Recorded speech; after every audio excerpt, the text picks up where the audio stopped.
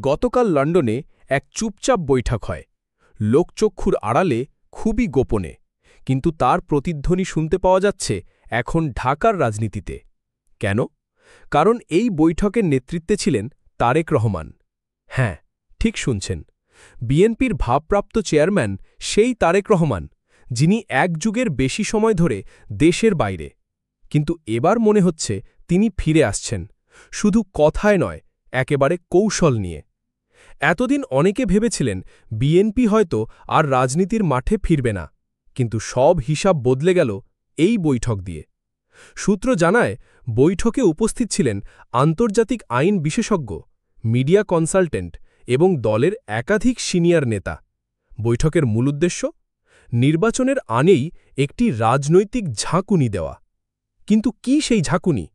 প্রথমত, দেশের ভেতরে গণ আন্দোলনকে নতুন করে সংগঠিত করা, যাতে সরকার ও নির্বাচন কমিশনের উপর চাপ তৈরি হয়। দ্বিতীয়ত, আন্তর্জাতিক মহলের লবিং, বিশেষ করে ইউরোপিয়ান ইউনিয়ন, যুক্তরাষ্ট্র ও জাতিসংঘের কাছে বাংলাদেশের নির্বাচনী স্বচ্ছতা ইস্যুতে রিপোর্ট পাঠানো।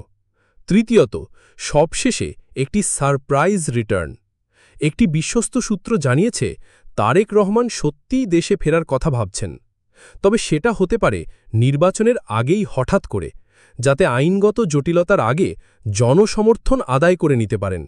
এমনকি একটি পরিকল্পনায় বলা হয়েছে, তারেক যদি এক রাতের মধ্যে ঢাকায় অবতরণ করেন, তাহলে গোটা দেশের রাজনীতি সরবে কেঁপে উঠবে। এদিকে আওয়ামী লীগের তরফে বলা হচ্ছে এই সবই পাল্টা প্রচারণার অংশ। তারা স্পষ্ট করে দিয়েছে, আইনের ঊর্ধ্বে কেউ নন। তারেক রহমান ফিরলেই তার বিরুদ্ধে থাকা মামলাগুলো কার্যকর করা হবে।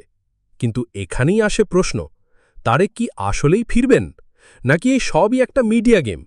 আর যদি তিনি ফেরেন, তাহলে কি হবে দেশের রাজনীতির ভবিষ্যৎ? আজ থেকে কয়েক বছর আগে অনেকে ভেবেছিলেন তারেক রহমান রাজনীতি থেকে সরে গেছেন, কিন্তু এখন মনে হচ্ছে তিনি ফিরছেন, আর ফিরছেন পরিকল্পনা নিয়ে। তবে এই পরিকল্পনা সফল হবে কিনা তা নির্ভর করছে সময়, কৌশল আর জনগণের ওপর।